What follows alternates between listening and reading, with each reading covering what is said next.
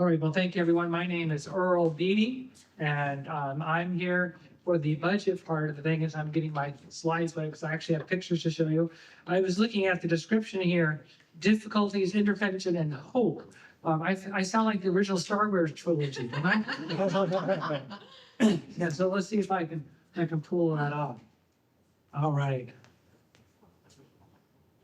So let's see if it actually works. Yay!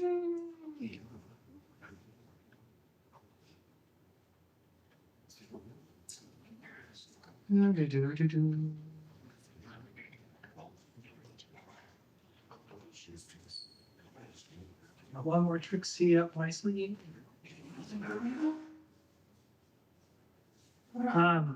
So that, as Reverend Newell was saying, the theme sort of that I want to sort of echo here is this idea that we are doubling down on the idea of staying within our mission. It was there. What happened? Come on.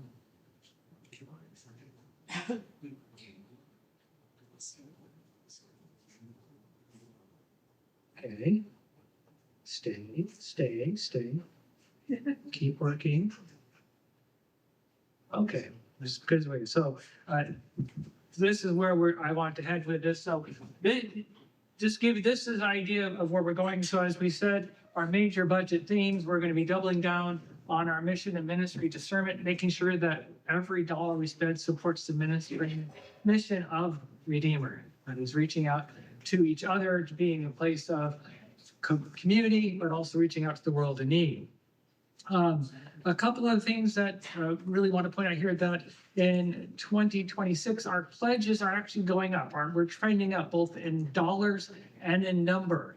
We hit a low after the pandemic of about 34 pledging units. We're up to 49 now. So that would be great. 10,000 more pledged this year than last year. So that's another great thing. So that part's going well. Unfortunately, expenses are also going up. I don't know if any of you have noticed that in our society, that expenses are going up. Yeah. So it's going up. And you can see in the small print here, so you can barely read in the back, and that's intentional. We're seeing about 33,000 more in expenses on general. This is 4% inflation over last year. We tried the numbers. You have to guess on some things. JP was sharing that our waste management, our pickup by waste seems to be a random number increase every year. We're not quite sure how they figure it out. And we're also starting from a 2025 budget that was pretty darn skinny. We had cut out a ton of stuff that kind of made Redeemer important. And so we were trying to figure out a way to deal with that. So if you look at the big picture here, here's 2025 actual versus 2026 budget. Actual, we actually had a few more amount of income than we expected. Unfortunately, one of those ways was parishioners died. And they left us something in their estate. We love that they left something in the estate. We're not happy that they died. But that was actually, but of course, expenses were a little bit higher too. And it's about 350,000 in expenses, a little over 300,000 in revenue. So we had a little bit of a gap there. And in 2026, we're looking at a similar sort of 350,000. We try to keep our expenses still in line, but reorient a few things.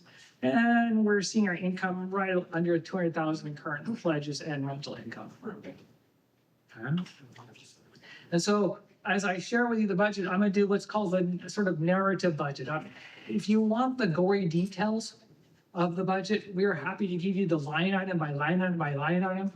But the reason why you vote for a vestry, I think, is so that they can spend 2 hours arguing over whether the custodial services should get 3,000 next year or 2,500, right? You don't want to spend 3 hours arguing that in a large group like this. So if you want to see that and you want to make some kind of questions, that's what your vestry's for, and we'll point out their names again in a moment. Okay, so 3 areas. You can see at the bottom it says living in community, worshiping God in the center, and reaching out to others. So worship, if you look at our budget, we're trying to target around $210,000, somewhere in that range-ish for the overall worship. And I just wanted to put what kind of main things when you think of worship. Mostly the big gorilla in this category is the priests, right? And that's critically important to us. We are an organization that worships together, and we are led by a person who is a servant of the bishop in a way, right? To be our part of the overall community of the Diocese of Olympia. And so that top there, in the small number on there is about 145,000. We add up all the various bits. So of the 210, you can see that's the gorilla in that space. Now, is the priest only for worship? Now the priest will be in community and the priest will be in outreach as well. But I have to stick it somewhere, and I don't want to go, oh, I want to put 80% of the bit in worship and 20. No, I just stuck it in this category so you can sort of see what's going on. The church office, we have office staff. We pay a couple people to have the bulletins ready for us, to make sure everything's ready to go, do all the communication, keep the books, all that kind of stuff. I threw that in this bucket as well because that enables our worship, right? Having that bulletin every week is really, really useful. 11, we want to keep the worship space. And so we've got 45K that we're going to be giving them this year, roughly, for that second phase. And this is, in terms of consulting dollars, I just wanted to suggest to you that as a professional consultant myself, they're cheap. Especially for the services, they're doing the entire RFI process for us and doing interviews of developers. That's a great service. I think we're getting a great deal out of them. And the other thing that I threw in here, just to give you a sense of what's on the way, is music. We're actually budgeting for music again. 2025 had no budget for music. Now, it's not a lot. You can see it's going from $0 to $18,000. And there's plots afoot about how to best spend that $18,000 to get us someone here to up the music game a bit. Will that get us a full-time organist? No. It was not enough for that. But it is a step in getting someone to maybe a professional singer who will come along, or a student or something like that will come along and help us lead the music and worship. So that's sort of what we're budgeting for worship, around that 210,000 mark. Community, I put 130,000 here, and roughly around $130,000 toward the community in our budget. And you can see the big gorilla I put on this one is the diocese assessment. The diocese assessment comes in around $45,000-ish, $45,000, are being part of a larger organization, supporting all of those ministries as well. And the good news, we actually got some good news on the diocese assessment, is that we've got diocese assessment forgiveness. What does that mean? Well, several years ago, it turned out we didn't pay the assessment. And they didn't realize we didn't pay the assessment. But we went to them and said, hey, diocese, we didn't pay the assessment. We'd like to make it up to you. And they said, well, that's very kind.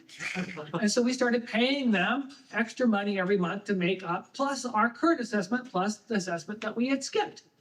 And after a year or so, we said, you know, we noticed that you didn't miss the money at the time. How about saying we're even Steven, since we volunteered and already gave you some of that back? And they said, that seems reasonable. And they forgave us the rest of that skipped assessment. So that saves us $500-ish a month that we were paying in makeup. Property, there's another one that we did not actually budget a whole lot of money for in 2025 that we had zeroed out. And you're gonna say, you know what, we gotta do some things just to make sure that the basic infrastructure, not the painting, not the roof repairs, but say the fountain actually works, right? So we put extra money in that as well. Now, you can see I put my other gorilla on here on property with this lighter color. This is $140,000. That's kind of where we're looking at if we want to stay in the building and repair all the things that the various types of woodpeckers are pecking away at. Right? If we want to have a building in 7 years when 11's money starts of the redevelopment starts flowing in, we've got to have to do something. And so that's the gorilla that's not in the budget that we have to still pay attention to. And outreach, I put outreach $10,000. Now, notice that's one of our core values here, and it's $10,000, right? Because when you're cutting everything to the bone, you know, again, some of the priest salaries can go in here, some of the church staff salaries actually should be in here, so it's not included in here. You can probably put some of that in here. But then I did put the priest discretionary fund because that often goes to things like that. And a lot of what we do in outreach is not in the budget because it's individual donations.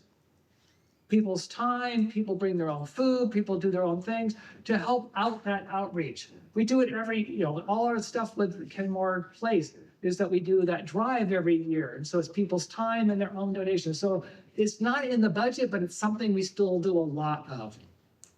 Right? And so we got a little bit of money in here for general outreach as well. So that's where we spent the money, or we're thinking of trying to spend the money for 2026.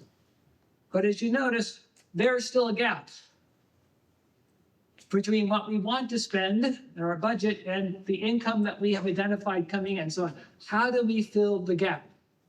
I guess we're hopefully going into the hope part here. Yeah. Maybe the intervention, I don't know. But here's some ideas that we have, the likely ones and the things that we're exploring. Likely ones is that we could do what we've been doing is rating our endowment.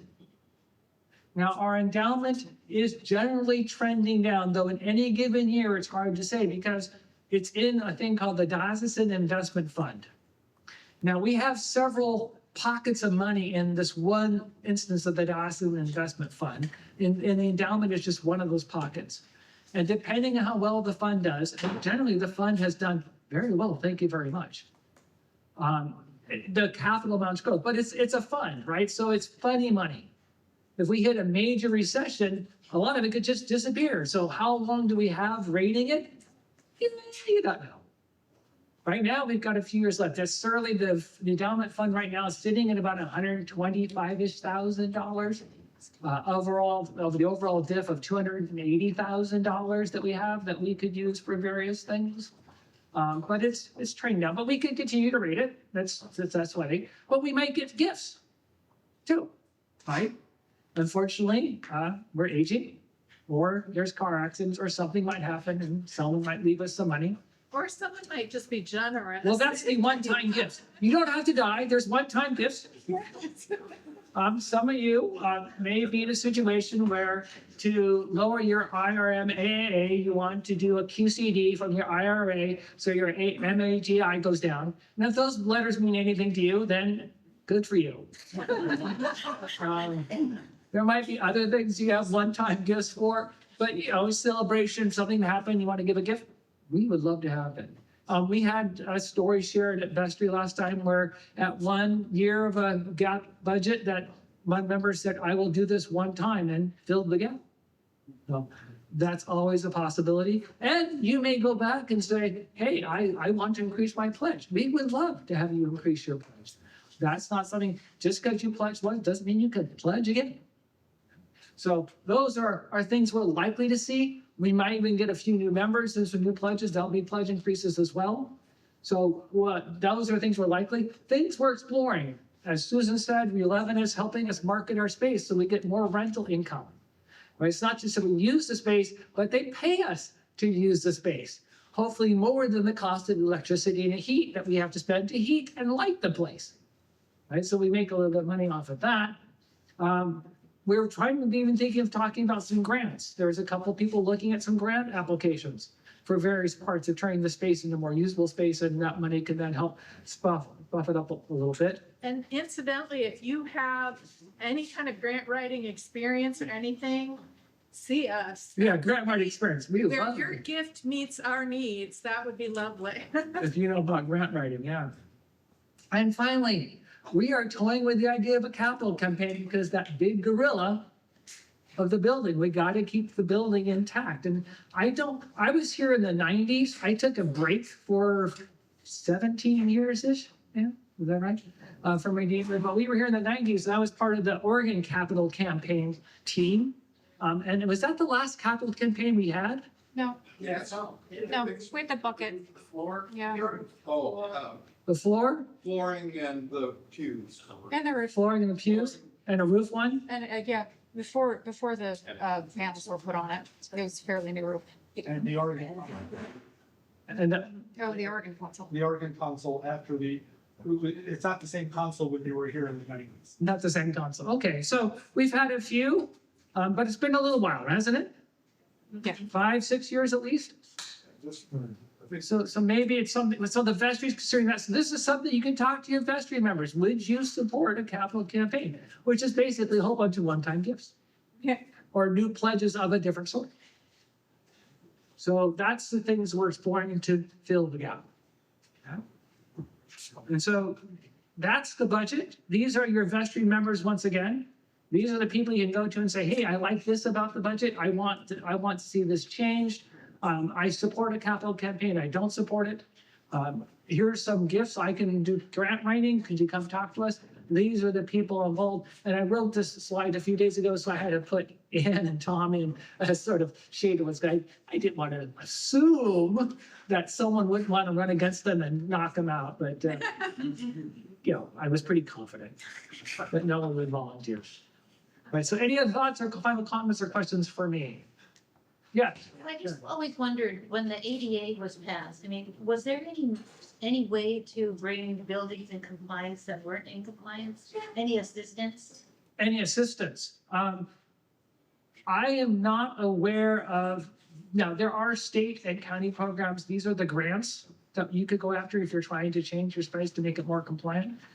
But generally, there isn't like a manager funding. And is the guys? So, yeah, when the ADA was passed, churches unfortunately band together and applied to be exempt from that, from those requirements. Yeah, well, and as long as we don't do it, if we were to try to change something, then we'd be required, but your grandfather sort of in and not be made to So need it to become a becomes more of a compliant. priority for each parish. Which is interesting. Right, so let's say that we wanted to add a new building over here. Everything about that had to be ADA compliant. Mark? So we just got contracting with 11. Yeah, contracting with 11. Act as a broker for us. And so what is it that we would expect the outcome of that process to be? Where would we be after the All right, so what 11's going to do for us in the next phase is that they're going to, they're going to get a broker, a real estate broker, who can help understand and market the space, right, and work with developers. Because we're talking about getting rental units and commercial space and all that kind of stuff. And so brokers specialize in nonprofit stuff like that. So they're going to help find that person. The second thing they're doing is helping prepare a request for, basically a request for information, first of all, which is sort of saying, hey, developers who could build this mixed use housing unit with retail and parking and all that kind of stuff, who's interested? And then once they get the replies from that, they're going to do the first round of screening, see who's actually aligned with nonprofit missions of worshiping God and building a community space. And then they'll present to us listening. Once we get that list, then we'll shorten it down, and then we'll go into a more detailed request for a proposal, which they'll guide us through.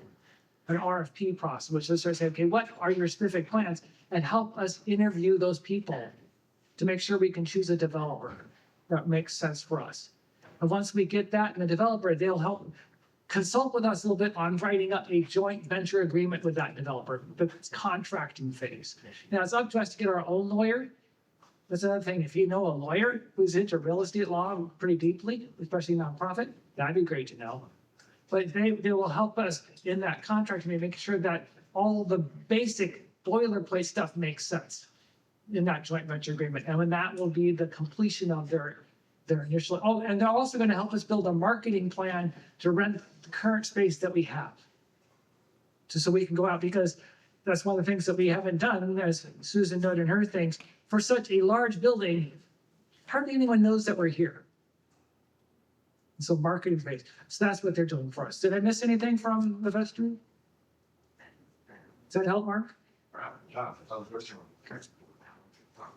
Sure. Can you please tell me what is the amount of difference between So the income in the budget for 2026, it's around 50K. Around. Well, because again, not every expense will be the expense we think it is, not every income is gonna be the income we think it's going to be, but on the paper, it's about 50, 49, 51, something like that. Okay, so the budget's 350, the income's around 300. Yeah, 294 and 348 or something like that, yeah. Again, you get all the gory details from the, if you jot them out to the office, they'll give you all the line items, you can see actual numbers. Mark? The other thing I'm interested is in our solar panels and the status of those and how I can learn more about how they're working and. I'd love to know about that too. So my question, is anybody on top of that or should I volunteer to try and figure it out? Yeah, who's the solar person here? I can get the information. You can get the, you can actually know the wattage is drawing and the power. I can go online. I know, you know, do we have batteries here too? No, No batteries? no. Oh, man. Yeah, because that was done after the time I was gathered. Because when I left, we had a cell tower up there. They were a donation from the parishioner who was particularly interested in that, Oh, not something the cool. congregation paid for. There were donations Yes, but there wasn't money for. for a big battery bank and all that kind of Yeah, stuff. it wasn't from his estate. That was his thing. He had them put in and paid to have it put in during his lifetime. Yeah, Yeah, well, I would appreciate kind of a status on where we are with that. Because I didn't, I mostly track that. I wasn't doing for us on a month-to-month basis, year-to-year basis. Yeah. And the maintenance issues related with that now that it's 10 years old or. yeah, because I don't know how long those things are gonna last. So Yeah. I'm clueless. I don't think Teresa knows much. No, I don't know either, but I know Father Jed, when he was here, told us that, what the solar panels put back in the grid is taken off of our energy bills during certain months. Is that recorded on the bills, JP, how the amounts? Yes, and it's only on the electric for this building, so there is a sliding window, or not sliding window. I think it's March, April is when any credit we have is worth it. But, so we start with like zero around April, beginning of spring. And going into summer, we start paying the credit, and start getting used up as the days get shorter, in the fall. So the electric bill for this building is not, it's just a minimum amount for charge. It's just the account fee. Right. I mean, it happened in. Yeah, there's a fee for the account regardless of the electricity used, and we have to pay it out. So- Yeah, okay. Well, thank you. I'm the last thing on the agenda. We're the last thing. Well, then it's time for children. Let's, let's